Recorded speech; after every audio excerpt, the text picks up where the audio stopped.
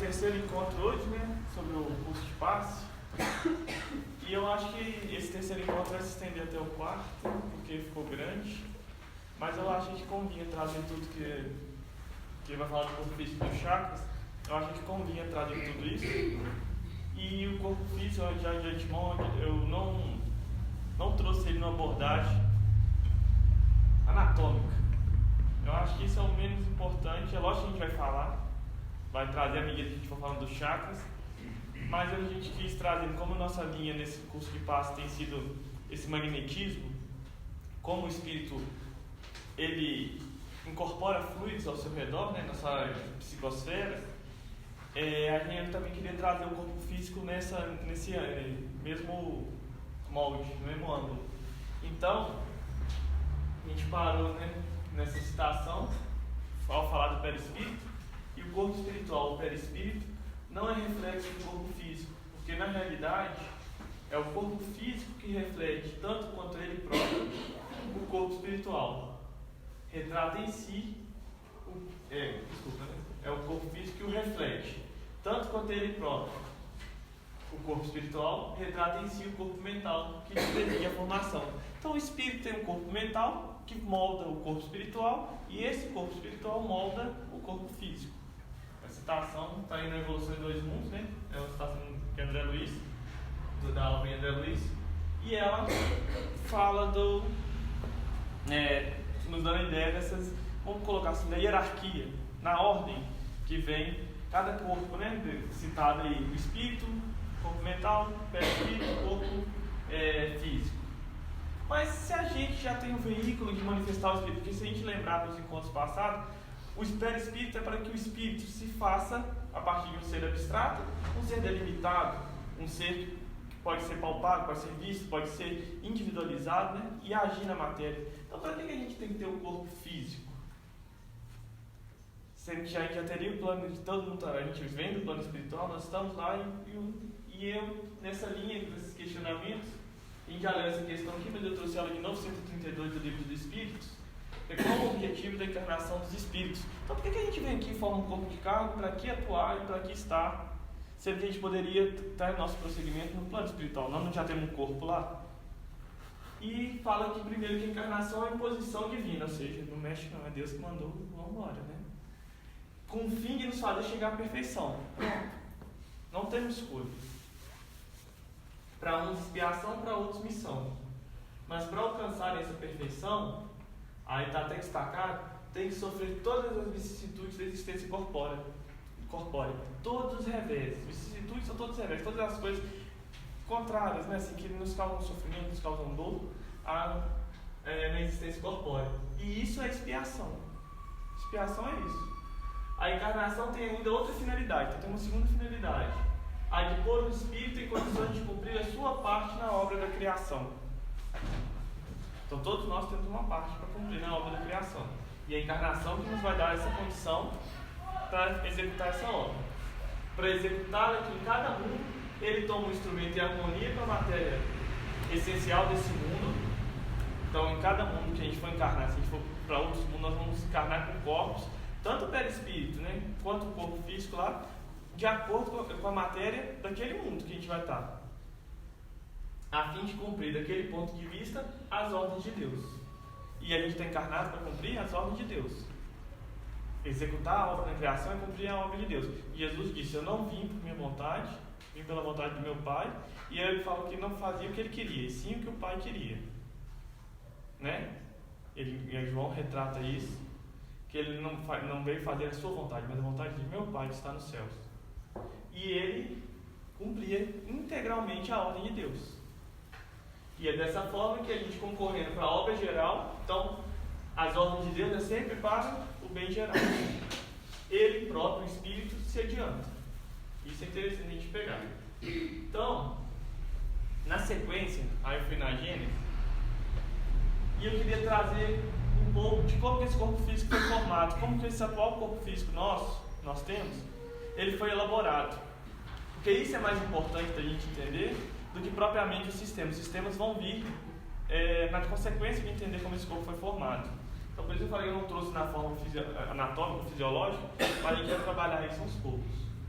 Então, tendo a matéria que ser objeto de trabalho do espírito, a gente tem que trabalhar a matéria, para nós desenvolvermos as nossas faculdades, era necessário que ele pudesse atuar sobre ela. E o espírito não atua sobre a matéria diretamente, né? Pelo que veio habitá-la como lenhador habita a floresta. Devendo a matéria ser ao mesmo tempo objeto e instrumento do trabalho, nós trabalhamos a matéria, Deus, em vez de unir o espírito a uma pedra rígida, a um qualquer corpo material, criou para seu uso corpos organizados, flexíveis, capazes de receber todas as impulsões da sua vontade e de prestarem a todos os seus movimentos. De receber todas as impulsões da sua vontade. Esse aqui é um ponto-chave para as encarnações dos espíritos ao longo das evoluções nos reinos vegetais, animais e chegando até um reino chamado nominal no meio espírita. Nós encarnamos como princípio inteligente, muitos falam que é princípio inteligente não espírito, e a gente pode seguir essa nomenclatura, não faz diferença. Primeiro no reino mineral, segundo Emmanuel, que a gente vai desenvolver a parte da atração. A gente vai conseguir manter coesa certas unidades. As matérias têm seus átomos, a pedra, a rocha, os cristais já têm os seus átomos mais organizados um pouco. Então, a gente passou milhares e milhares de anos desenvolvendo,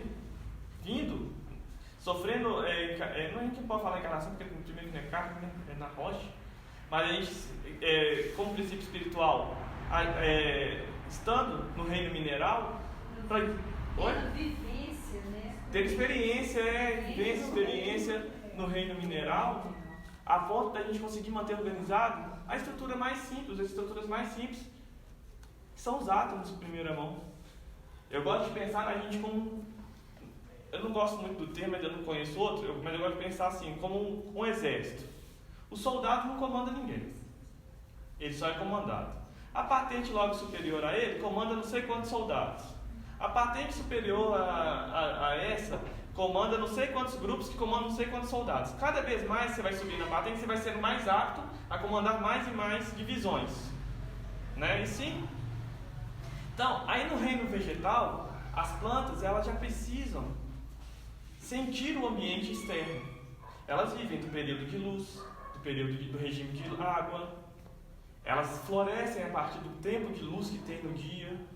A primavera são os dias mais longos, onde elas começam a florir, tem mais energia disponível para elas, então elas desenvolvem suas flores, são os aparelhos reprodutores dela, para darem frutos também que consomem muita energia, para depois elas serem espalhadas, né? Então elas sentem a luz, sentem a água, precisam absorver do solo nutrientes. Então ela está começando a sentir o mundo externo. Então ela começa a desenvolver a sensibilidade. Calor, frio. Mas está tudo ao redor, tudo ali está sendo provido nela. Ela não tem liberdade de locomoção, né? Elas são fixas, tudo sendo provido. E ela só tem que aprender a captar e usufruir, metabolizar aquilo para seu próprio crescimento. Depois disso, no princípio inteligente, nós entramos no reino animal. Desde as esponjas, os esponjozoários, até nos primatas superiores. Em cada um desses reinos, olha só, as esponjas, nem sei se alguém aqui conhece, elas são tão simples, elas são também fixas no chão, né, a gente chama de céssio, fixas no substrato do oceano. Elas têm algumas células que conseguem captar coisas que passam ali, mas elas vivem do regime de água, da corrente de água que passa nelas. Ela já tem algumas especializações, algumas células especializadas e tudo, então ela começa a desenvolver um sistema nervoso, segundo o Emmanuel, sentir isso e ir atrás de forma bem limitada. Depois, já nos corais, aquelas água-vivas, elas também têm uma forma que elas formam corais, são chamados pólipos. E elas já têm um sistema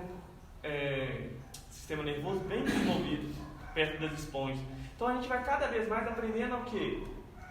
A domesticar esses sistemas que a gente na ciência chama de autônomo, que dá a ideia de autonomia. Hoje nós, por exemplo, quando a gente aprendeu a respirar o ar, provavelmente na nossa encarnação, próximo a algum animal parecido com sapos, pererecas, que a gente chama de batraca, sapo, perereca, rã, que são os primeiros a saírem da água e ter respiração, né, da atmosférica pulmonar.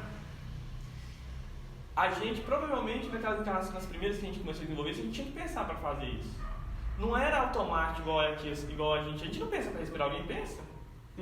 Às vezes até alguém fala assim, você está respirando estranho, você nem vê que você está... Minha esposa fala comigo direto.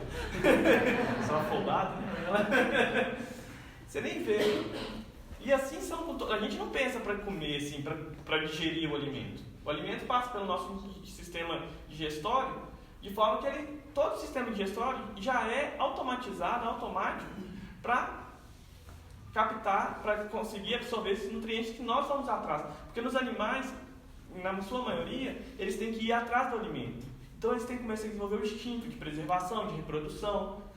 Todos os instintos deles próprios. Eles não vão desenvolver nada além disso. Então, os instintos são desenvolvidos no reino animal, enquanto a gente estagia no reino animal. E isso faz com que a gente, hoje na condição humana, a gente tenha menos coisas para preocupar, nós temos outro nível para evoluir, que não é o instinto, nem a sensibilidade, nem a atração, mas a razão. E ao longo da vida a gente foi encarnando nisso, e fomos modelando o nosso corpo. Como a gente vai ver aqui, à medida que nós vamos evoluindo, a gente muda o tipo de corpo que a gente está encarnando. A gente vai ver mais pra frente nisso. A partir do que a gente consegue controlar mais e mais sistemas independentes para o funcionamento do corpo. E a razão é o raciocínio, é o pensamento, é a inteligência. Mas direcionada, refletida. Não é inteligência, porque o instinto já é um tipo de inteligência, segundo o livro dos Espíritos.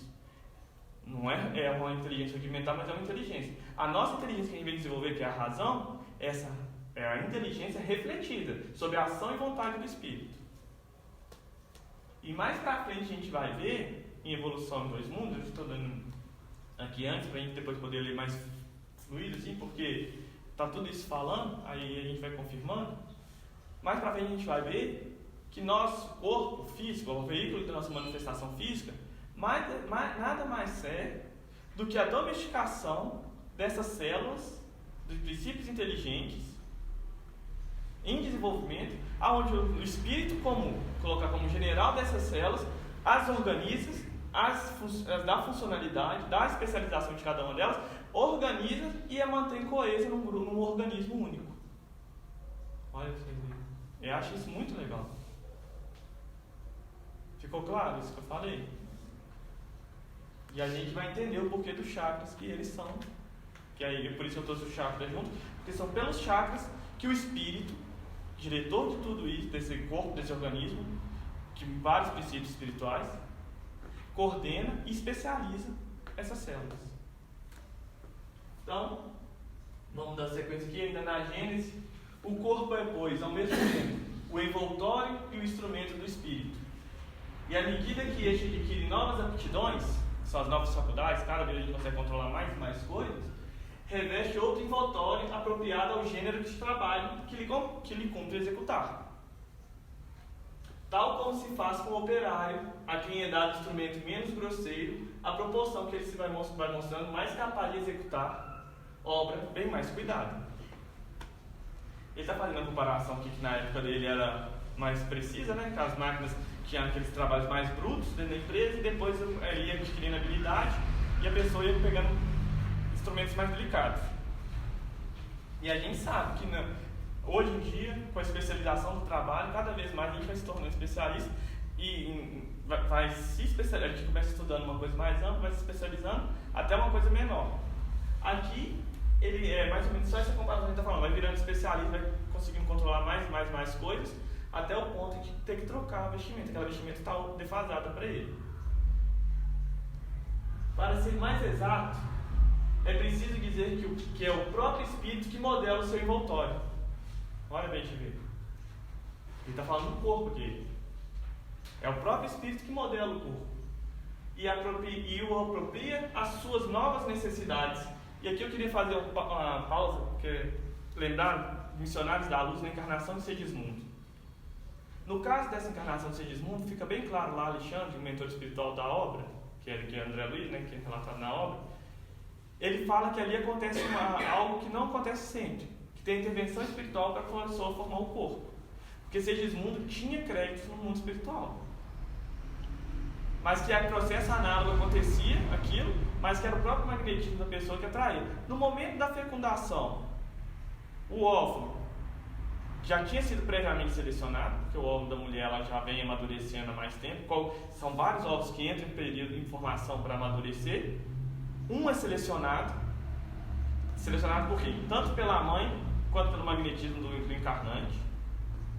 O espermatozoide, que o pai produz a milhões, ele é selecionado pelo magnetismo do encarnante, que vai atrair justamente aquele que tem os genes que vão lhe ajudar a passar pelas experiências que ele tem que passar na vida presente, tanto o óvulo quanto o espermatozoide, e vão formar um ser único, um organismo único, que é capaz, suscetível de sofrer e de lhe dar todos os recursos possíveis para ele enfrentar aquela nova vida, aquela vida que vai vir formar, da forma que ele precisa. No caso de Segismundo, ele devia ter uma doença cardíaca na idade madura, ou seja, não era nem novo nem muito velho.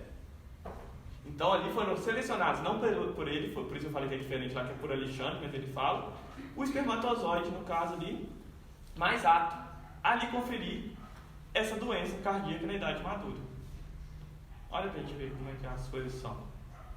A beleza da encarnação, e a gente está passando aqui, se a gente está passando por algum problema de dor ou de mesmo ali, a gente fica culpando, né? Mas somos nós mesmos que escolhemos aquilo. Isso a gente vai ganhando dimensão, por isso eu quis trazer nesse sentido. Porque durante o passo, muitas vezes, a gente tem que manter, a gente não precisa falar para a pessoa isso nem nada, mas se a gente manter esse grau de entendimento, de aceitação, isso também é passado na qualidade dos fluidos que a gente está transmitindo. Então, aperfeiçoa e desenvolve e completa o organismo à medida que experimenta a necessidade de manifestar novas faculdades. Vai se desenvolvendo ao longo, que é isso que a gente está falando, ao longo da evolução dos reinos, dentro dos reinos que a gente citou aqui. Numa palavra, ajustam de acordo com a sua inteligência. Deus fornece os materiais, cabendo a ele empregá-los. É assim que as raças adiantadas têm um organismo, ou se quiserem um mecanismo cerebral mais aperfeiçoado que as raças primitivas. Aqui lembrando que o conceito de raça à época de Kardec era comum. E ele tem até uma nota explicativa toda vez que vem alguma coisa assim, a FEB faz com o Ministério Público, em todas as obras de Kardec, que foram traduzidas em português, mostrando que Kardec não tinha preconceito com isso, porque o conceito de raça não existe biologicamente, mas a época de Kardec ele era comum. E ele cabe perfeitamente, porque a gente pode separar raça como diversidade de povos, né? Não precisa. Desse modo também se explica a marca especial que o caráter do espírito imprime aos traços da fisionomia e às linhas do corpo.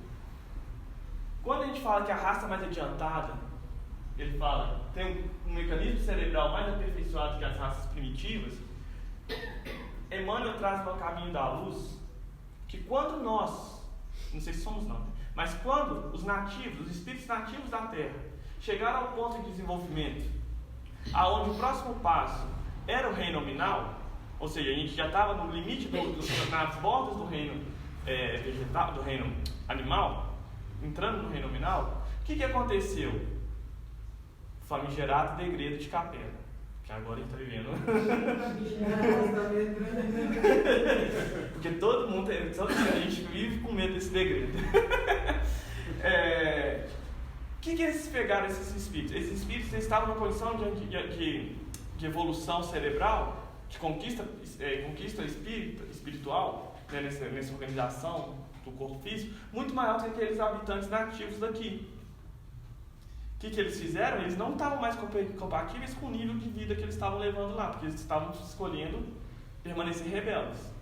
Mas não, filho, vem aqui, pegar lá, trouxeram eles para a Terra, falar assim, vocês vão ajudar aqui os encarnantes dessa Terra e ao mesmo tempo vão também então, vão ter lições de humildade, de respeito, né, para seguirem a sua evolução.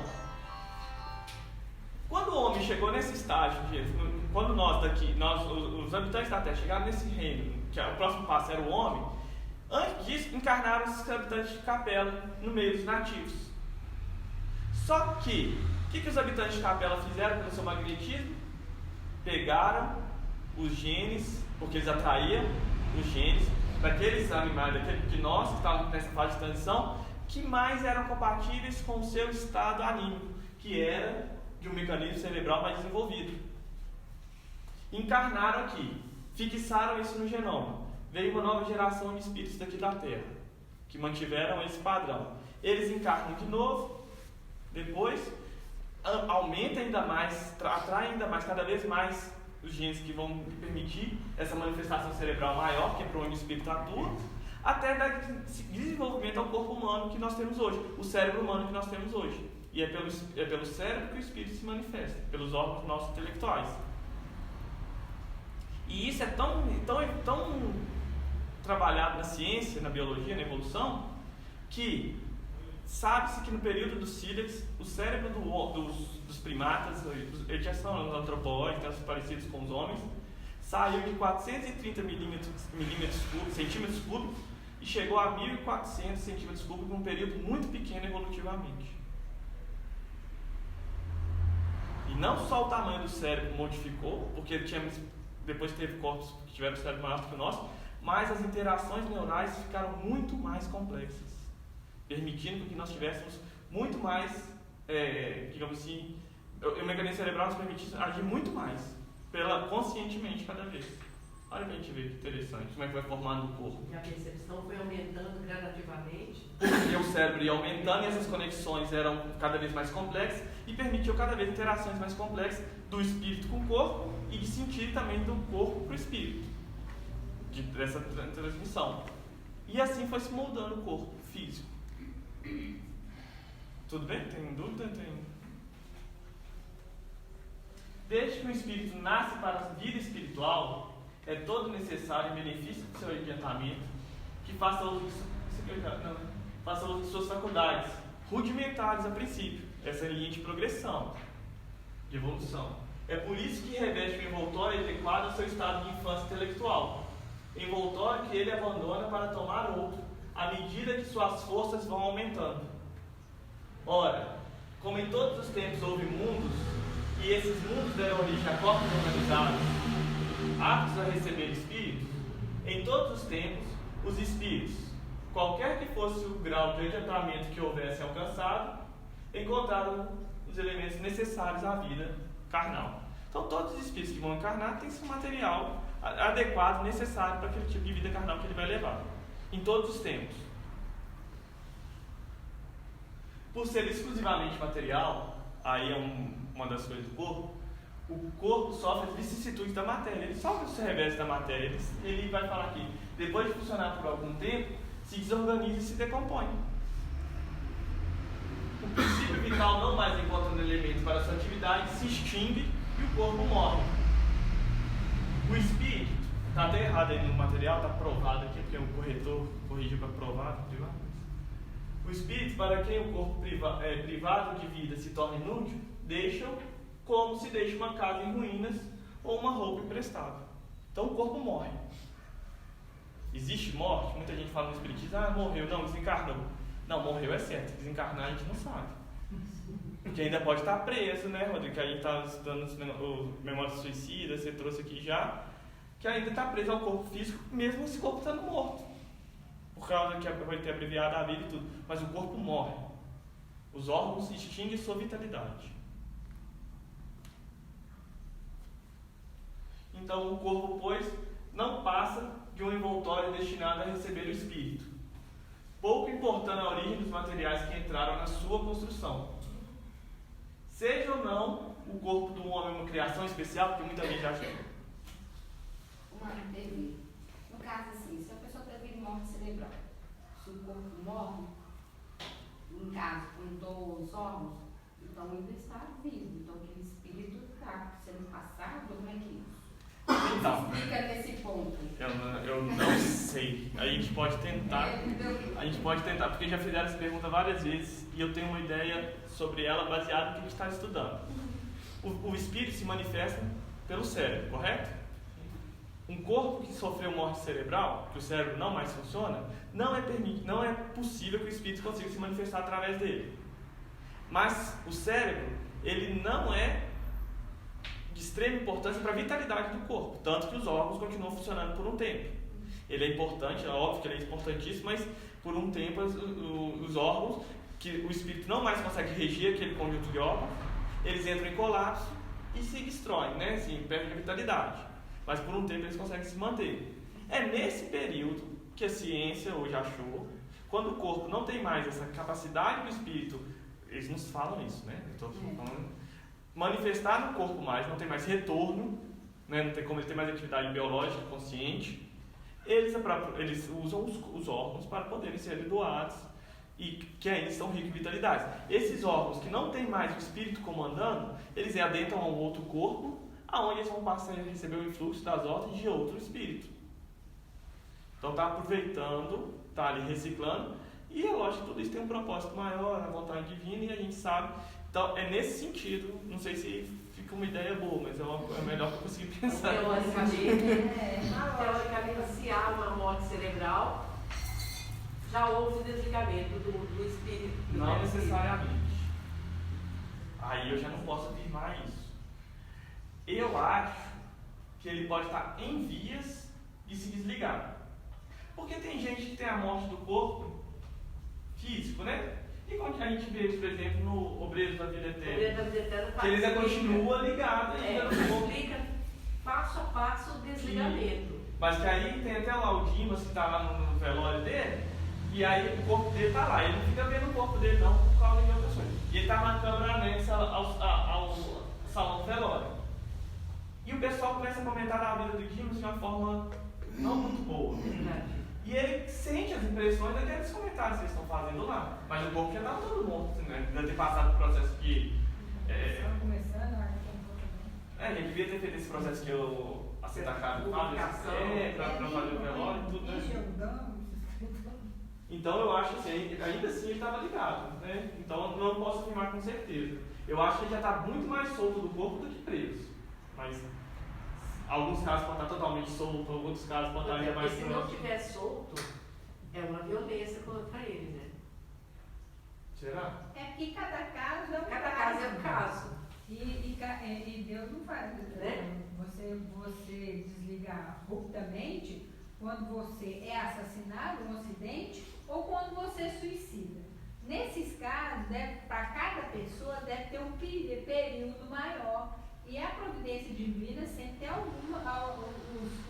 os missionários para desligar. Então, muitas vezes precisa esperar alguma coisa ou outra, então a gente pode... Eu acho que nesses casos tem essa questão de... A primeira doação aqui no Brasil, ela não é obrigatória, né? Mas quando a doação é voluntária, eu acho que já começa por aí. Né? A pessoa mesmo já é desprendida do corpo dela. E por mais que ele sofra um pouquinho, eu acho que... Assim, é porque a gente pensa sempre na nossa do físico, a gente sente... O cérebro já está morto. O espírito ele sente através do sistema nervoso. A dor é menor. E eu acho que antes de tudo, a gente tem que lembrar, deve ter uma programação para isso, né? E a família tem livre-arbítrio de doar ou não. E a gente sabe que às vezes a gente passa por um sacrifíciozinho, alguma coisa, para que esse bem maior saia, né? Aflore daí. Aí eu acho que assim, eu não sou a favor nem contra doar algo. Eu acho que é um ato belíssimo e acho muito bonito quem faz. Mas não recrimino quem não faz. E cada um tem seus motivos. E eu acho que assim, eu apresentei alguns aqui que mostram como que isso funciona.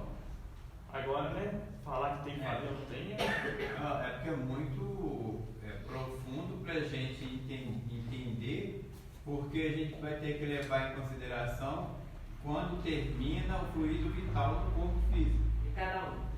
Como a gente não tem essa precisão, né? Com certeza, como ela falou, tem ali para poder realmente ter o rompimento com segurança. Se não, o espírito não precisa passar por aquilo, eu não queria ser, eu nunca quis ser doador, mas minha família doou, que eu não quis manifestar, mas ela achou importante, que ia ser um benefício para mim, de certa forma, as orações daqueles que receberam, então tudo é muito amplo. Como a gente não tem isso, eu imagino que é realmente a espiritualidade agindo em favor, ou interferindo, para poder falar assim, para a família falar, não quero doar, né? Só se tiver necessidade, para quem vai receber e para aquele que está doando, senão não vai acontecer. E também tem um detalhe que o Ernesto Bozano traz isso no livro dele, esqueci o nome dele, que ele investiga esse processo de encarnação, Mas Kardec também traz isso nas obras, e Chico também. O período do desencarne, da morte, do corpo e do desencarne, ele é muito conturbado para o espírito. Ele pouco se lembra daquilo, é como ele se compara com a gente nascendo. A gente não lembra do nosso nascimento, não. E não foi uma coisa muito boa, não. Os espíritos dizem que se a gente tivesse mais grau de espiritualidade, a gente ia chorar quando alguém encarna, e não quando alguém desencarna.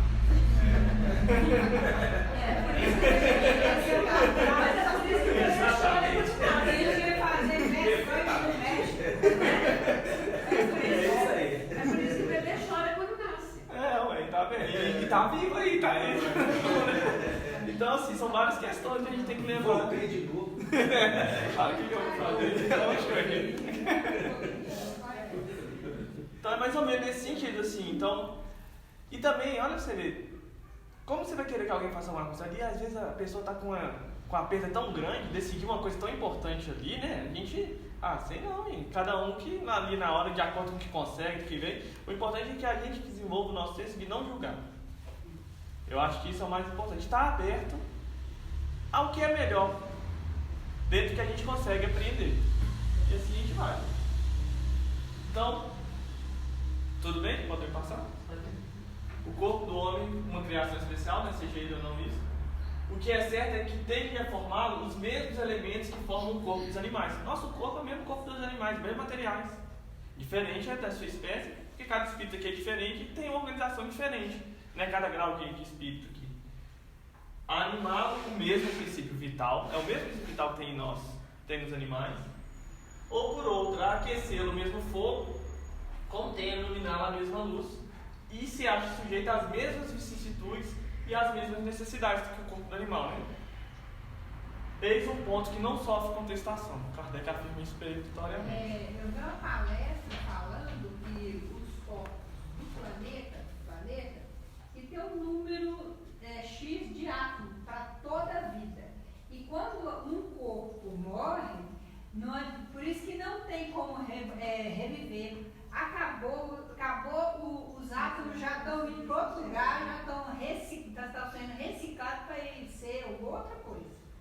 Ou um animal de novo, um ser humano de novo, alguma coisa assim.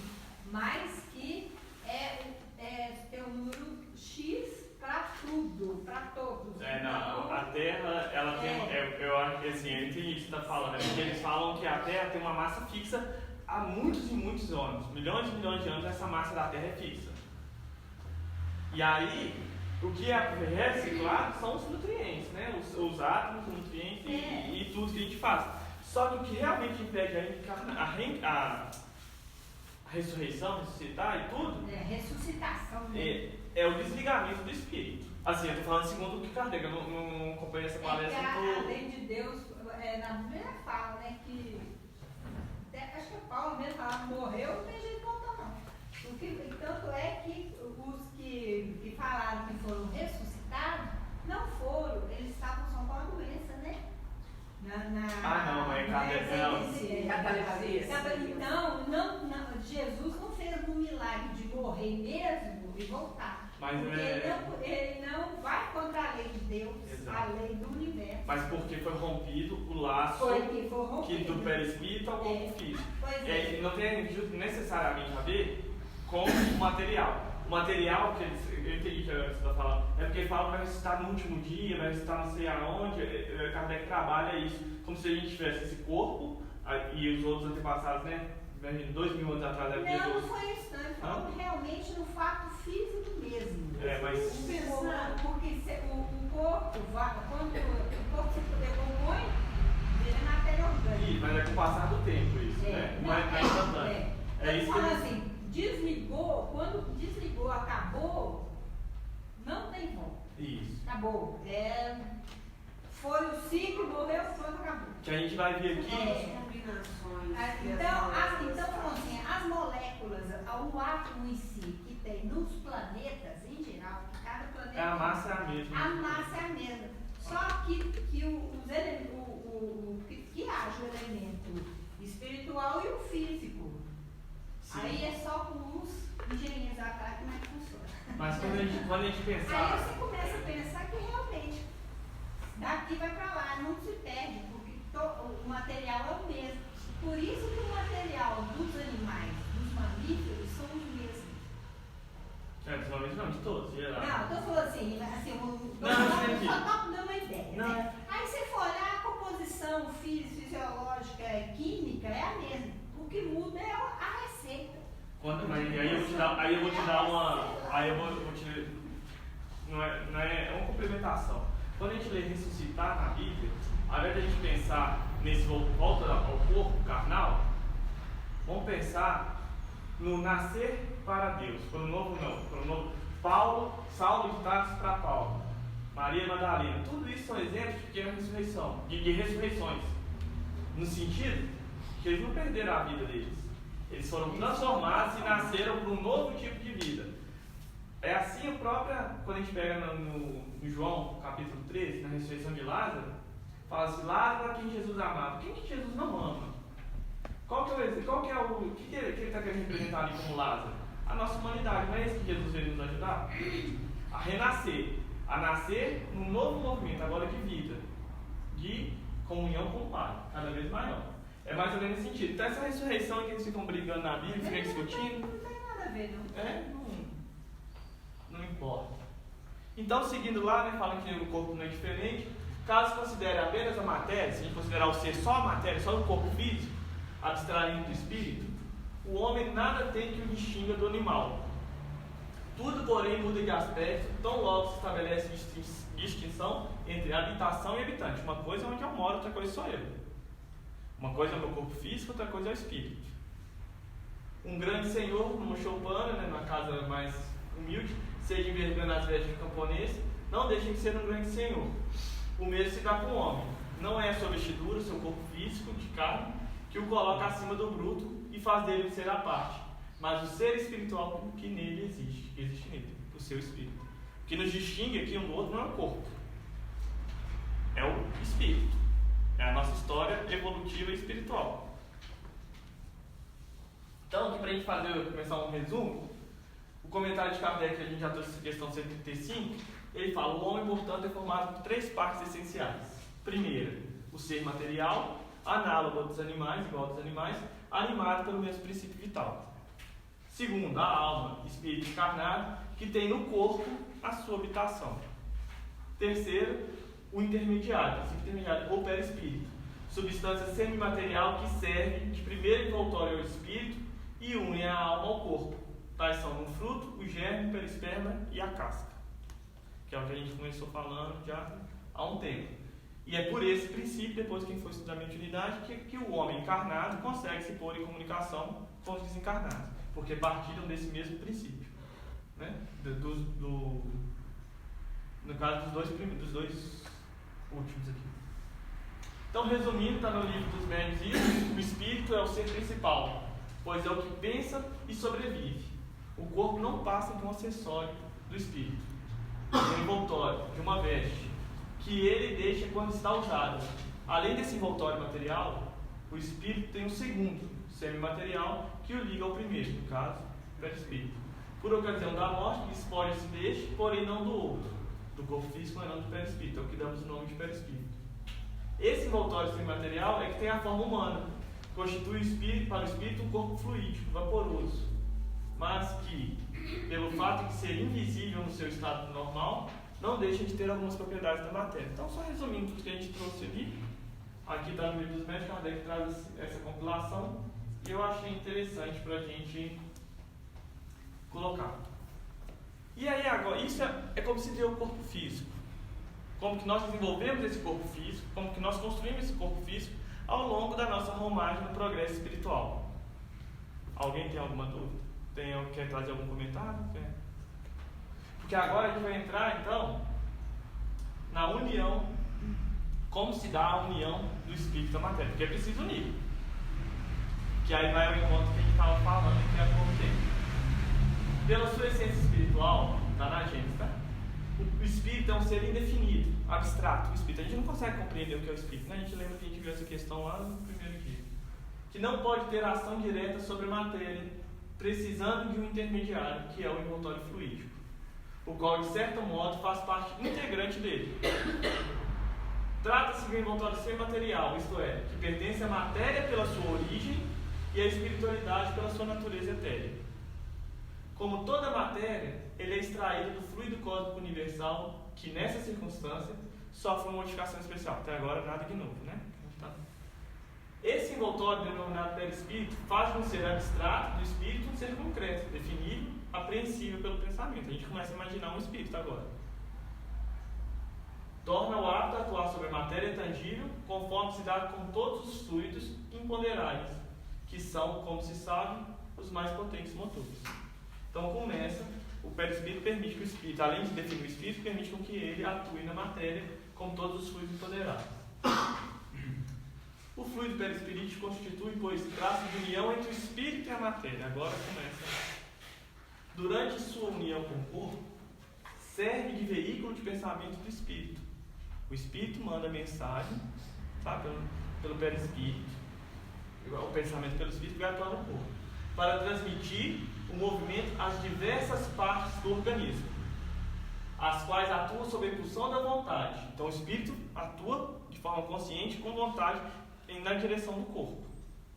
E para fazer com que repercutam no espírito as sensações produzidas. E o espírito sente todas as sensações que nós produzimos no corpo, e o corpo também tem esse viés de... A gente tem os órgãos destinados aos sentidos, que o espírito torna capaz de senti-los, através do corpo, passando pelo perispírito, pelos agentes exteriores. Tem por fios condutores os nervos, como o telégrafo, o fluido elétrico tem por condutor o fio metálico. Então, essa faz só uma comparação com o telégrafo, a gente tem mais como a luz para chegar, os elétricos têm que passar pelo fio. O perispírito serve como esse fio que manda mensagem e recebe entre o espírito e o corpo físico. Quando o espírito tem que encarnar no corpo humano em vias de formação, a gente está falando lá na época que a gente era embriãozinho, que a gente estava, né, se desenvolvendo no corpo, um laço fluídico, que não é mais do que a expansão do perispírito, ou seja, que é parte do perispírito, uma expansão dele, liga ao germe, ao embrião, que o atrai por uma força irresistível, desde o momento da concepção. Ó, à medida que esse embrião se desenvolve, o laço se encurta. O perispírito vai se justapondo ao feto, ao embrião nascente, que possui certas propriedades da matéria, se une molécula a molécula. Nosso perispírito está ligado molécula a molécula. Cada molécula do nosso corpo tem um representante no corpo espiritual, ao corpo que se forma. É por isso que se diz que o espírito, por intermédio do seu perispírito, se enraiza, olha a analogia, de certa maneira, nesse germe, nesse embrião, como uma planta na terra. Quando o germe chega ao seu pleno desenvolvimento, a união é completa e então nasce o ser para a vida exterior. Então ele está ligado desde o momento da concepção, à medida que vai se desenvolvendo, vai se justapondo cada vez mais nesse embrião, a ponto de quando chegar nessa completa, se tiver completo o embrião formado, ele se liga prontamente, ele se liga totalmente e o ser nasce. A gente sabe que o período de encarnação ainda vai até os 7 anos, para completar a encarnação, mas ali já está totalmente ligado ao perispírito. Ele tem um pouco mais de afastamento desse perispírito, no sentido que ele é mais livre, né? O perispírito, muitas crianças até têm mais essa... A gente não fala mediunidade, mas eles têm mais esse contato com o mundo espiritual um pouco mais aguçado do que nós, adultos. Quem não é médico. Como é? Não intermediário, nem lá nem cá, né? Ainda. Então... E aí, ele falou que se liga em todo o organismo, manda mensagem para todo o organismo. E eu sempre fico me perguntando se o espírito tem uma sede própria, né? Se o espírito está em todo o corpo, porque o perispírito está. Mas é possível, né? Hoje a gente tem a tecnologia Wireless, imagina o espírito, ele pode estar lá longe e está aqui atuando, eu atuando no corpo, de lá e de longe. Aí ele fala assim, a 1946 tem uma pergunta que fala sobre isso. A alma tem sede determinada e circunscrita no corpo? Ou seja, a alma habita em algum lugar específico do corpo? Aí a espiritualidade fala, não, mas reside mais particularmente na cabeça dos grandes gênios. Nos grandes gênios, os seres mais pensantes, né, que eles pensam muito, vai estar mais ligado à cabeça. E mais no coração dos que sentem bastante, e cujas ações têm todas por objetivo a humanidade. Então, dependendo do que nós somos, nosso desenvolvimento, o espírito está ligado mais aos órgãos morais ou mais aos intelectuais. Porque aqui, na época de Kardec, eu não sei se vocês sabem, a expressão de saber de cor vem de saber de coração, que acreditava-se antes que o coração era um órgão que fazia o ser pensar. O ser pensante estava no coração, que o órgão que nós temos como cérebro tem que ver o coração. E por muito tempo depois se dividiu o cérebro, quando se descobriu o cérebro, e o coração como órgão das emoções. O que não é totalmente errado, e tem um livro que a gente trouxe, que vai falar que aqui nesse caso os espíritos estão falando do perispírito. Porque o perispírito ele não é restrito aos órgãos, ele sente como um todo. E aí a gente vai ver isso mais pra frente. Mas nessa questão, o que pensar da opinião dos que situam a alma num centro vital? E a primeira e única vez que vai aparecer centro vital no livro dos Espíritos. E hoje a gente discute muito chakras e André Luiz traz chakras como centros vitais. E aqui ele está falando centro vital, ele fala, significa dizer que o espírito habita de preferência essa parte do vosso organismo. Então o sacro de centros vitais é cada parte do nosso organismo. Pois ali se convergem todas as sensações. Os que a situam no que consideram centro de vitalidade, que é outra coisa, confundem-na com fluido ou princípio vital. Aqueles que falam que a alma, que o espírito está encarnado no nosso corpo vital, a gente pode falar assim, está confundindo o corpo vital, o princípio da vida orgânica, com o espírito. Contudo, pode dizer que a sede da alma se encontra especialmente nos órgãos que servem para manifestações intelectuais e morais. Então, a alma, que é o espírito encarnado, ela tem como sede os órgãos que nos servem de manifestações intelectuais e morais. Então, a gente vai ter que desenvolver mais para saber quais são. Até então, tudo passa pelo cérebro, pelo sistema nervoso central. As emoções são trabalhadas lá e tudo, e pode ser uma dessas subdivisões do cérebro. Ou pode ser como no outro livro que ele quer dizer, que é no perispírito. Mas o fato é que atua onde tem intelecto e moralidade. Inclusive hoje tem moralidade. Tudo bem? Então, entrando já no centro de forças e plexos, é importante a gente ver como o corpo se une, o perispírito se une ao corpo, molécula a molécula. É perfeitamente entendido pensar, e o perispírito modela o corpo, que o nosso perispírito tem as mesmas células, as mesmas moléculas do que o nosso corpo físico. Numa outra dimensão, num outro plano. Né? Num outro estado de vibração, de energia. Mas tem. E aí, com os estudos desse corpo perispiritual, do nosso perispírito, corpo espiritual, assim, muitos médicos videntes e também algumas obras subsidiárias, como o André Luiz, ao longo entre a Terra e o Céu, no mecanismo da mediunidade, nos domínios da mediunidade, evolução em dois mundos, ele traz os chakras, que são chamados por ele de centros de forças ou centros vitais. E ele aponta 7 estruturas localizadas em pontos específicos do perispírito, através das quais elas se conectam ao corpo físico. Então é pelos chakras que dá essa maior conexão, essa maior troca de informação entre perispírito e corpo físico, utilizando da rede de nervos que integram os plexos nervosos do organismo.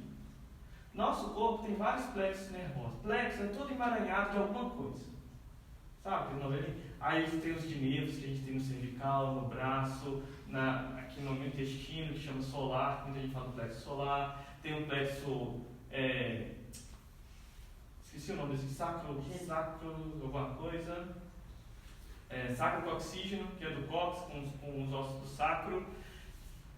Tem vários plexos. Mas também existem os plexos, por exemplo, de ramificações de artérias, de veias. Geralmente são aquelas menorzinhas, eu esqueci o nome agora. Arterial, só geralmente as menorzinhas tem. O nosso baço, por exemplo, ele é um plexo. As finas são vasos. Vaso é tudo, assim, porque tem umas. Eu vou lembrar o nome no final, ainda eu sei que eu vou não ficar preso a isso. Capilares. O baço é um deles, é um desses plexos de artérias, de veias, de confluência. Tanto que no baço não tem veia, não tem artéria, ele é aberto. O que mantém a estrutura do sangue correndo nele é a própria estrutura das células. É a única parte do nosso corpo que tem um sistema sanguíneo aberto. Depois a gente vai falar mais sobre isso, a gente vai falando do esplênico. Mas então todos esses emaranhados dessas coisinhas, seja de nervo, seja de vaso linfático, seja de vaso sanguíneo, são chamados de plexos. E geralmente, como tem a ver com a intelectualidade, com a sensibilidade, a maioria desses chakras estão ligados aos chamados plexos nervosos, que são de nervos. São esses emaranhados dessas redes. E aí eu trouxe do atendimento espiritual do passe, que é uma compilação da Marta Antônio de Moura, que eu já mostrei esse livro aqui. Ela vem trazendo de uma forma, acho que também bem interessante, trazendo bastante informação dentro das obras kardecianas e das obras subsidiadas, principalmente Chico, principalmente André Luiz, né? É verdade. Ela traz de forma bem legal assim, pra gente, de pesquisa, de estudo, sabe? É uma ferramenta muito bacana de pesquisa. E ela coloca: importa destacar que os centros de forças e os plexos estão organizados em forma de rede ou malha, que é isso que eu estou falando, representando pontos centrais para onde convergem e entrecruzam, respectivamente, estruturas perispirituais e corporais.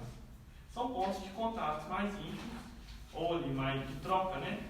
mais forte entre o corpo físico e o corpo material, e o corpo perispirítico. Mas também tem um outro livro que traz, que é esse aqui, eu até queria mostrar. Ele é de um senhor da Federação Espírita do Mato Grosso, chama Fluidoterapia Espírita de Passes e Águas Fluidificadas, que ao invés de ele trazer a abordagem que Kardec, André Luiz traz a abordagem muito parecida dos chakras com a filosofia hindu. E ele já traz a filosofia tibetana, que são 7 chakras. Mas ao invés de ele considerar o esplênico, ele considera um abaixo do genésico, que ele chama de chakra raiz. Então, aqui está falando isso.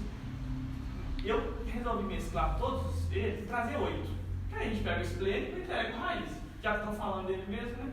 E esse livro aqui é interessante porque ele traz não só os chakras, como eles atuam, mas em que eles atuam nos nossos sentimentos, mas também nas virtudes que podem equilibrar os chakras e os sentimentos egóicos que desequilibram o chakra. Então eu achei bem interessante essa abordagem dele, e aí complementei com as de André Luiz nas obras que a gente vai citando aqui. Então nós vamos trabalhar com 8 centros. E aqui eu fiz uma compilação deles, a numeração deles nesse livro da Fluidoterapia Espírita, ele é sempre de baixo para cima. O número 1 está mais abaixo, o número 7 está mais acima. Aí, o raiz, que está só nele, na filosofia tibetana, ele está ligado ao sacro coxígeno, a glândula, e todos eles estão ligados a uma glândula também, segundo essa filosofia, é a suprarrenal, e o sistema orgânico, que ele está associado mais intimamente, é o geniturinário, que é um sistema de excreção nosso, né? E também pega parte do reprodutivo, mas ele está mais afeiçoado, próximo dessa parte de excreção, de limpeza do organismo, de filtração do organismo. Sacral, que ele chama sacral, mas André ele chama de genésico. Isso já está nas 2 filosofias. Segundo o autor, que chama Lírio de Cerqueira, ele está ligado ao plexo do sacro, que é um órgão do nosso organismo, do nosso corpo, bem na base da coluna, é a última vértebras são fundidas na coluna. Está ligado às glândulas, que são as gônadas, nos homens os testículos, nas mulheres os ovários. E está muito envolvido com o sistema reprodutivo. O esplênico, que só está na filosofia hindu. Esplênico, spleen vem de baço, é um radical para baixo. Até no inglês é spleen, então está muito associado com o nome radical, né? Mas quando a gente vê o esplênico, a gente vai lembrar mais do órgão do baço. O plexo ele não está formado, ele não está associado a nenhum plexo, porque ele não considera ele, né? Mas ele está muito associado com o sistema hemático, com o nosso sangue, com a circulação, não a circulação do sangue, mas o que vai no sangue, o volume e nutrientes e tudo que vai no sangue. O plexo solar ou gástrico, que é aqui na região do abdômen, embaixo desse osso externo aqui, desse osso que a gente tem bem na caixa torácica, aqui é o plexo solar, está associado com o pâncreas e muito com o sistema orgânico digestório. Coração ou cardíaco, são os nomes que eles dão. O plexo é o cardíaco, nós temos uma rede de nervos aqui. A glândula que ele está associada é o timo, e ele está muito ligado ao sistema circulatório e imunológico. Então, ele é que vai fazer circular o sangue, distribuir o que nós temos. Mas quem controla o que nós vamos ter não é ele. Entendeu? É, grosso modo. E o sistema imunológico, que está ali próximo, porque o time é a glândula principal no desenvolvimento do sistema imune, no início do ser, e que está muito envolvido com questão de defesa, né, contra micro-organismos e tudo. Garganta ou laríngeo, que é aqui, nessa região, ele está muito envolvido com os gânglios cervicais e medula. Nós também temos um plexo aqui, que é o plexo cervical. A glândula que ele está mais próximo, está associada, é a tireoide. E está muito também relacionado com o sistema respiratório. Frontal cerebral, hipotálamo, associado à glândula hipófise, que é bem aqui na base, entre nossos olhos, aqui na frente, porque a epífise é mais atrás, que a gente vai ver, mas a hipófise a gente vai trabalhar também depois um pouquinho do que ela faz. E ele está muito envolvido com o sistema nervoso autônomo, que é aquele sistema nervoso que, eu comecei a falar e não terminei. Na ciência física, na ciência convencional, a gente fala de sistema nervoso autônomo. E Kardec e André Luiz traz automatismo.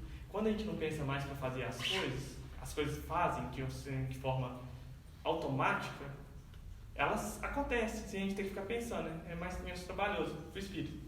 E hoje, já há algum tempo, dentro da própria fisiologia que estuda os sistemas orgânicos do corpo, fisiológicos, eles já estavam discutindo que o nome autônomo não é muito bom, porque autônomo dá a ideia de independência, ou seja, ele é independente do sistema nervoso central, enquanto estudos modernos têm mostrado que ele não é autônomo, ele depende do sistema central, do sistema nervoso central, mas ele atua de forma instintiva, de forma automática. Então o correto seria dizer sistema nervoso automático. Autômato, que aí ficaria, mas aqui significa automático. E isso é muito legal a gente pensar ali, que autonomia, ele precisa do sistema nervoso central, mas ele tem uma certa independência para agir. É uma certa independência não. Ele já tem um funcionamento mais próprio, digamos assim. Aí começa a se discutir isso. E é assim que a gente vai adquirindo essa experiência, vai automatizando os nossos sistemas ao longo da nossa evolução como ser espiritual. Então, e o centro coronário, que está no cucuruco aqui, no topo da cabeça. Córtex cerebral, a glândula que está associada à pineal ou epífise, e está associado com todo o sistema nervoso central, não só o autônomo, mas também como vegetativo. Só para vocês terem uma ideia, eu lembrei aqui agora que eu estava falando, sistema nervoso autônomo. A gente, quando está lá na época do estagiário, talvez nos animais tipos dos répteis, crocodilo, vamos pensar nele, o crocodilo, quando ele vai para a água, ele afunda, ele vem e respira, ele precisa respirar o ar, e vai e afunda. A água, ela tem densidade, não sei quantas vezes maior do que o ar, então a troca de calor é muito mais intensa na água do que no ar. Tanto que mergulhadores e tudo usam roupas para impedir essa troca de calor, diminuir essa troca de calor o máximo possível. O crocodilo, quando ele está lá embaixo, para não perder muito calor, porque ele ainda não produz o próprio calor, ele precisa do calor externo, o que ele faz? Ele manda energia, ele manda a circulação para ser mais volumosa para os órgãos internos, diminuindo o sangue superficial para trocar menos calor com o meio. Sabe quando a gente faz isso? Nós humanos? Quando a gente alimenta. A gente acaba de comer. Quem que sente frio depois que come? Costuma sentir mais frio do que calor. É muito comum você ver essa sensação. Eu também não sinto não, mas é muito comum a gente ver. Não é incomum, né? Quando a gente come, quem já falou que dá congestão? Não veio falar que dá congestão. Quando a gente come e vai nadar, por exemplo. Porque o nosso corpo manda toda a energia para as vísceras, todo o sangue, quase todo o sangue, né? Para as vísceras. Porque ali elas estão precisando trabalhar, gastar energia para conseguir tirar a energia do alimento. Então o nosso sangue fica mais restrito ali. Então é comum sentir frio, não ter energia para tantas outras coisas, como dar o sono danado. Não sono, Isso tudo foi sendo adquirido ao longo das nossas encarnações. Então não é que a gente não pensa para fazer isso. A gente não pensa conscientemente para fazer aquilo.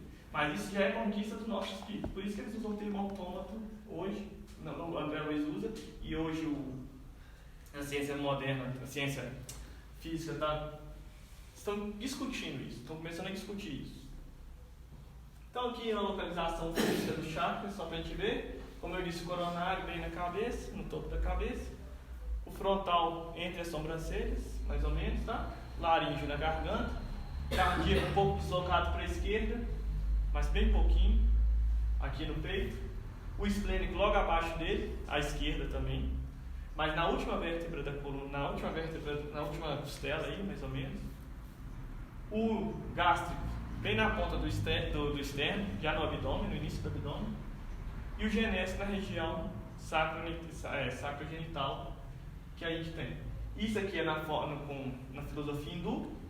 Na filosofia tibetana também ele traz, só que não tem o plexo esplênico, mas tem o raiz, e ele fala que isso está tudo associado numa linha só do corpo. Que essa diferença aí eu não acho que é tão relevante, mas só para a gente ter noção do que a gente está falando. Aí na Evolução em Dois Mundos, André Luiz coloca: estudado no plano em que nos encontramos, na posição de criaturas desencarnadas. Então, eles lá desencarnados estavam estudando desse jeito. O corpo espiritual, o psicossoma, é assim o veículo físico, relativamente definido pela ciência humana, com centros vitais que essa mesma ciência, por enquanto, não pode perquirir e reconhecer. Então, isso aqui eu trouxe para mostrar que porque muita gente fala que os centros vitais, os chakras, eles estão no dupletério, aonde vai estar o corpo vital nosso, que a gente vai ver mais para frente. Mas André Luiz é categórico ao dizer que ele está no perispírito. Então, nele possuímos todos os equipamentos de recursos automáticos que governam os bilhões de entidades microscópicas a serviço da inteligência, nos círculos de ação que nos demoramos. Recursos esses adquiridos vagarosamente pelo ser, em milênios e milênios de esforço e recapitulação, nos múltiplos setores da evolução anímica. Então, nesse corpo espiritual, a gente tem todos os recursos automáticos para dirigir esse corpo físico, né? Essas células do corpo físico, que foram elaborados por nós mesmos ao longo da nossa evolução.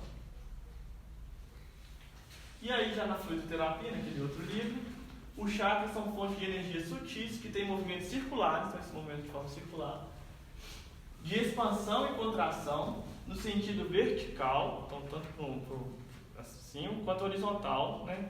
Assim quanto assim, todos os sentidos. O chakra tem a função de captar energias provenientes de Deus, disponíveis para suas criaturas, de modo a vitalizar o corpo fluídico e posteriormente serem transmitidas às células do corpo físico, gerando energia vital. Então é pelo chakra que a gente absorve o princípio vital e depois elabora para fazer para transformar essa energia, dar essa vitalidade às células, né, aos corpos.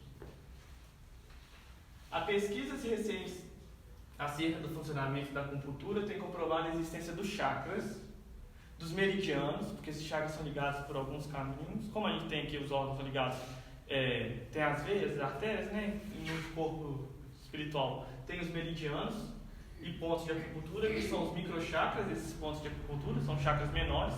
Lembrando que a gente trouxe 8 chakras, 7 principais de um e 7 principais do outro, né? Ao todo de 8, que só diferenciam um para cada, ligado aos chakras principais por canais de energia. Esses meridianos são chamados nadis. É só a nomenclatura, só que eu quis trazer para a gente, quando escutar, já ouvir falar.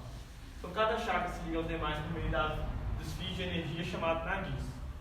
É por meio desses fios que se ligam aos plexos nervosos e às glândulas. Então, tem essa estrutura que faz a ligação do corpo físico com o corpo espiritual. E entre também os chakras do corpo espiritual.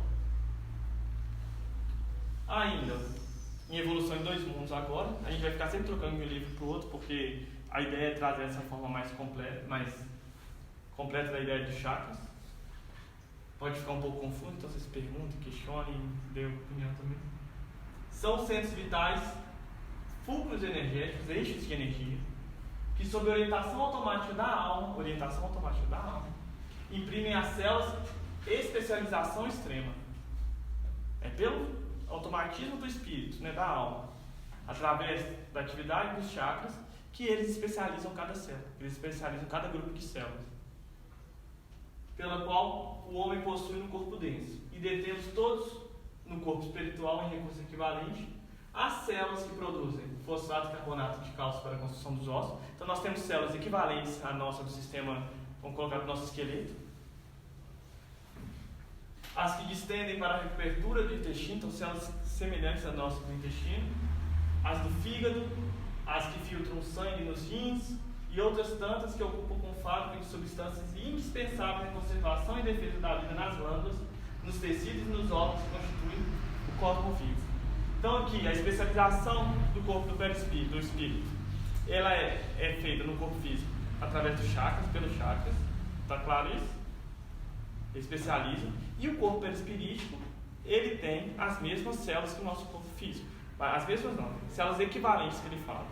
Porque estão em outro plano, em outra dimensão, mas têm o mesmo valor, têm a mesma função.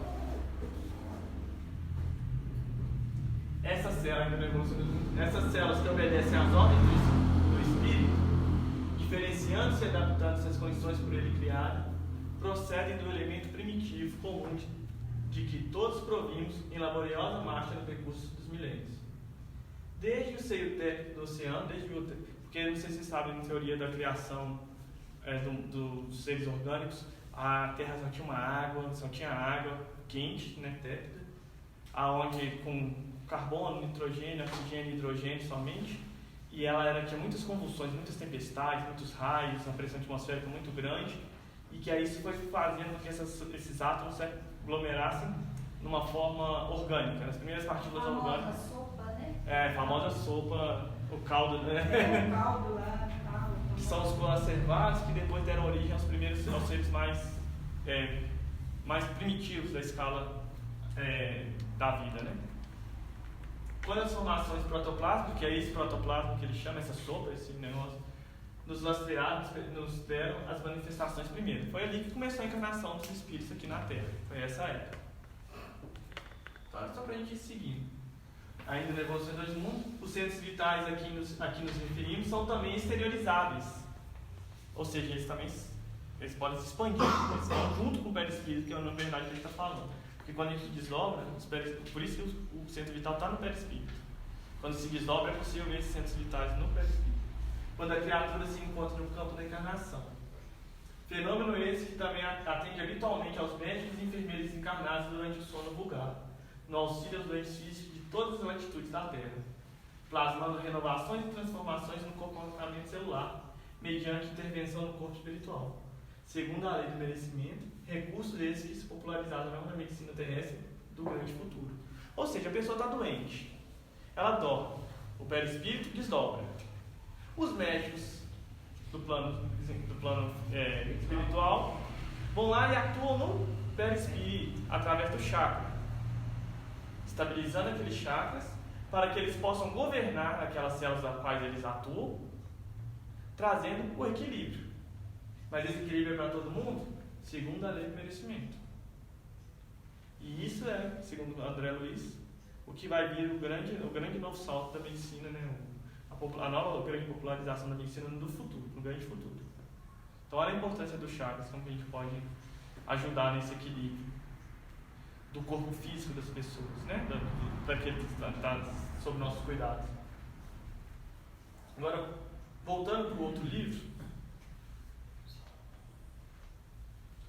fisiologicamente, então no sentido de funcionamento do corpo, os chakras atuam como transformadores de energia. A gente está falando da energia que está distribuída para todo mundo, que é nós, pelo nosso magnetismo, nós captamos, só que essas energias são imponderáveis, são sutis.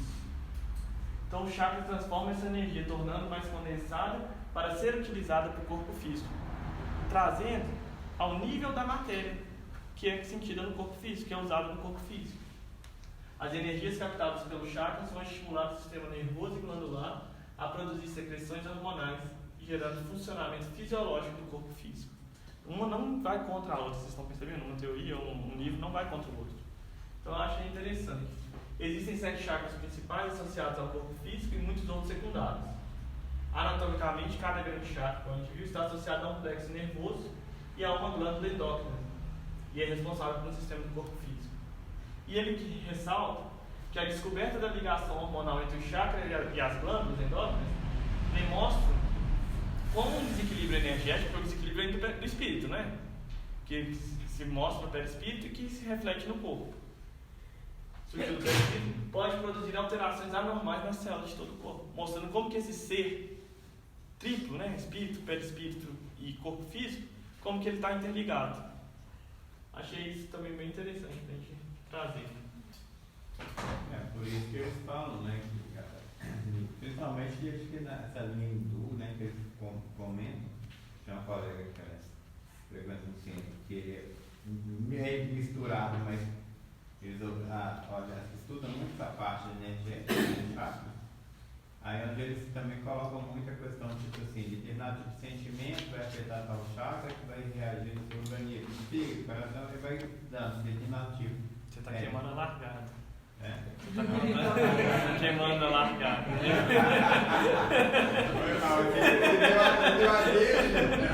Não, mas é isso mesmo, eu tô só brincando. Eu disse que vai chegar lá na Mas é isso que ele falou, faz todo sentido, tanto que está aqui. Eu só brinquei que queimando a largada, porque a gente colocou isso no. Talvez a gente não vai conseguir falar hoje, então no slide 26 de 50 e falta 15 minutos. Mas não tem problema. Segunda-feira tem mais, né? E eu já imaginei que não fosse dar. Só uma perguntinha. Não, pode fazer vários, não precisa ser a última não. Não, é porque eu lembrei aqui de um fato, às vezes fica mais claro para você me explicar. Então, no caso, se for da energia. Já aconteceu isso comigo na cabine de passe, de sentir um choque, mas bem pro nada mesmo. Então, quer dizer que essa transformação de energia no momento passe ali foi como se, como eu falo? Houve uma conexão. Uma conexão, ou até mesmo o cabo do perispírito, e Você conseguiu sentir essa energia entrando de forma mais contundente. Isso acontece. A gente sente calor, a gente sente frio, a gente sente várias coisas. E às vezes ninguém te deu nenhuma pancada. Cocão eu nunca vi, né? Mas são coisas possíveis de a gente sentir enquanto a gente está ali na cabine. Não só na cabine, mas na cabine mais, porque a gente está ali para isso, né, para receber um passe ou para dar um passe. Então, a energia fica mais concentrada. Exatamente. Quando as pessoas chegam perto da gente tomar choque também. Aí também tem a estágio. Mas é nisso, nesse sentido. Então, isso aqui é o Icari? Não. Ainda no livro, né, do Alírio, quando os chakras estão funcionando de forma adequada, fortalecem e equilibram um determinado sistema fisiológico. Que é isso que a gente tem falado sempre. O funcionamento anormal dos chakras produz alteração no sistema correspondente do corpo. É claro que essa alteração, como o sistema corpo é todo integrado, não vai acontecer apenas nesse sistema que o chakra é responsável. Ele vai ser refletido em outros. E aí você vai falar, e porque estão todos integrados entre si, portanto as alterações em um produzem alterações em outros. Por isso é que quando a pessoa adoece, a manifestação mais intensa da doença acontece em determinado órgão. Mas todos os demais são afetados, porque energeticamente, a gente fala no corpo energético, a gente não há separação de todo o conjunto todo adoece. Não tem essa separação. Então muitas vezes quando a gente for aplicar o passe, eu acho que aqui quem aplica já pode observar que a nossa mão de repente cola em uma determinada parte do corpo. Cola, quando eu falo assim, ela para ali no cardíaco, direciona em forma. Mas ela não fica restrita ali. Ela vai ficar mais tempo ali, mas depois é tudo um movimento, né? Ou antes ou depois. Mas a gente sente realmente intuitivamente, quando a gente está bem conectado com a espiritualidade, a nossa mão simplesmente vai. A gente tem, né? A gente sente isso. Então, do mesmo modo, quando o chakra se equilibra, devido à interligação dos sistemas homeostáticos, dos sistemas funcionando em estado de equilíbrio no corpo, há uma contribuição para o equilíbrio dos demais e para a manutenção da saúde da pessoa. Cada sistema opera em harmonia com os outros, em plena sincronia. Se um desequilibra o outro, quando equilibra, também ajuda a equilibrar o outro. E aí sim eles vão tendo sincronia e até atingir essa harmonia maior, quando a gente está equilibrado. Ele ainda fala que os fluxos da energia divina fluem de dentro do corpo por meio do coronário, do topo da cabeça, e são catalisados, são separados, classificados.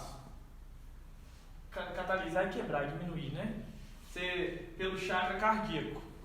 Porque no chakra cardíaco, o que ele vai fazer? O coração não espalha, não ajuda a espalhar as coisas. Então chega no coronário, desce pelos nervos, pelos gânglios, tudo, chega no cardíaco, ele é direcionado cada um para o seu chakra, de acordo com a energia de acordo com aquele teor de energia, né? Que a gente pega que ela é heterogênea. Também seria de acordo com a necessidade de cada um? Também, claro. Com a necessidade. Mas eu falo assim, porque nos chakras mais da base, eles têm energia menor. Eles têm menor vibração. Então as energias de menor vibração, que são necessárias lá, elas vão ser direcionadas para lá. As de maior vibração vão para o frontal, vão para o laríngeo, até mesmo ficar no cardíaco, e assim sucessivamente. Mas quando a gente pega energia, capta pelo coronário, a gente pega como um todo. E depois o coração o chakra coronário é que distribui isso ao longo do nosso corpo espiritual, que depois vai ser interiorizado por cada chakra no seu respectivo sistema. Então aqui é mais ou menos isso que ele vai falar, só da corrente sanguínea, que vai falar que atua na liberação de hormônios. Ele sempre vai falar das glândulas, tá? Então, para compreender como os chakras estão envolvidos no processo de saúde e doença, é preciso entender como eles são passíveis de serem desequilibrados, que era o que o Rodrigo estava falando, dependendo do teor de nossos pensamentos e sentimentos. Quando vivemos de forma hedonista, ou seja, apenas para obter prazer, nós estimulamos excessivamente os chakras fisiológicos em detrimento dos espirituais. Porque o Ali, dentro da filosofia tibetana que ele apresenta, André Luiz traz isso de outra forma parecida, mas ele coloca os 3 primeiros chakras, os 3 últimos chakras, no caso, ele fala os 3 superiores, como os chakras espirituais, mais ligados com a nossa conexão espiritual. Enquanto que os 3 da base, mais ligados com o sistema fisiológico, mais material. E o coração como intermediário e metabolizador disso tudo, né, distribuidor. Então a gente hiperestimula, quando a gente vive só pelo prazer, os chakras fisiológicos, os mais baixos, da mesma forma que reprimimos os chakras fisiológicos em detrimento dos espirituais, tornando-os congestionados. Então a gente hiperestimula uns e congestiona outros. A gente hiperestimula ele congestionando de energia, fica com muita energia voltada nessa região. Da mesma forma como reprimimos os chakras fisiológicos, devido ao puritanismo, que ele é um dos casos que eu vou falar, criamos desequilíbrios no quais hipoestimulamos os chakras, de modo que as energias se tornem inibidas. Então a gente pode hiperestimular ou hipoestimular esses chakras, congestionar eles com muita energia, ou não dar energia suficiente para eles funcionarem de forma adequada, a partir do teor dos nossos pensamentos e sentimentos, que era o que você estava trazendo, né? Então aqui, para a gente classificar os 3 primeiros chakras, né, os 3 da base, que é o que ele traz como raiz, o sacro e o plexo solar, e a gente pode colocar o esplênico nessa divisão, não tem problema, eles são mais da natureza fisiológica. Já o do coração, o cardíaco, tem a ver com o equilíbrio pessoal e também transpessoal, né, em relação aos outros, não só a nós encarnados, mas também aos encarnados. Já os 3 últimos são garganta, frontal e coronário, eles têm mais atividade transpessoal. E aqui ele faz alguns aspectos que eles estão relacionados, que a gente vai falar mais pra frente, mas tem um quadro resumindo isso, depois fica mais fácil quando a gente for voltar, né, para fazer alguma anotação, para fazer algum estudo. Então, o centro de forças e reflexos, né, ainda falando sobre ele, a harmonia dos chakras vai depender de nossos pensamentos, como a gente trouxe. Se trouxermos em nível do pensamento, os nossos sentimentos também serão ansiosos, produzindo desarmonia no chakra, adoecendo o corpo. Então, o que adoece o corpo é o nosso pensamento, é o teor do nosso pensamento. Se buscarmos a sublimação do nosso pensamento em um processo autoconsciente, produziremos sentimentos novos, nos espiritualizando, demandando em direção à superconsciência do espírito puro, gerando saúde energética e física. Está dando para entender a importância, nesse caso, dos chakras e do ponto de contato do corpo espiritual com o corpo físico, como que nossos pensamentos atuam do ser abstrato, que é o espírito, no nosso corpo físico, causando essas desarmonias ou harmonia? Essa sublimação do nosso pensamento aí, a palavra sublimação seria evaporação, no caso, dos pensamentos? Porque a gente usa, no meio espírita, se usa a palavra sublimar, porque sublimação é aquele quando sai do estado de gelo de uma vez para vaporoso de uma vez, não passa pelo líquido, né? Quando o calor é muito intenso. Mas esse estado de sublimação é de eterização. Por isso, de vaporosidade, como se fosse vapor, sabe? A gente usa, no meio espírita, usa muito sublimar como se fosse uma coisa de transcender, de evoluir. Sempre nesse sentido. Sempre não, mas eu estou lembrando daquela questão do pensamento criando as doenças ou a saúde, não é só o pensamento atual, né? Não, tem todo o reflexo. Até mesmo porque o pensamento atual é condicionado pelos nossos comportamentos anteriores. Aquele automatismo que a gente tem que faz esses órgãos, que criam, que nos permite reger os sistemas fisiológicos do corpo, nós também temos os nossos automatismos psíquicos. O pensamento que sempre fala, o hábito, por exemplo, de sempre falar mal dos outros, se a gente tem esse hábito, isso acaba se tornando habitual e automático na nossa vida. Como também falar bem e sempre ver o lado bom. Então, esse pensamento e tudo, ele vem desse automatismo psíquico também. Como existe o automatismo fisiológico, existe o psíquico também, mental, né? Espiritual. E também assim, no sentido que, assim, às vezes a gente fala assim, nossa, mas por que eu estou adoecendo? Por que eu estou passando por isso, né? A gente se fecha ou se liga no presente. Mas a gente esquece, né? Igual você falou aí do Sigismundo, que tem situações que são passadas e que a gente vai ter. Eles falam que a gente tem a bênção do esquecimento, né? Mas às vezes a gente quer saber por que eu estou passando por isso. É melhor não saber, não, porque se a gente está passando por isso é que a gente precisa, e com certeza é muito menor do que a gente causou mal para outras pessoas. A misericórdia divina cobre muito do nosso erro, né? Mas é nesse sentido. Então aqui, só para a gente ver que é a nomenclatura de baixo para cima, cada centro de força e plexo está ligado a uma virtude, a alguma... É por isso que ele está mais perto da terra, né, do chão, né? Mas e também está... Ligar o arco em direção a Deus, quanto mais alto também, só comparação. Não, mas né? Mais é porque está ligado. É uma boa analogia também, porque a gente vai gravando, né? Deixa eu só ver o que ele chama isso aqui, aspecto. Está ligado a um aspecto do ser.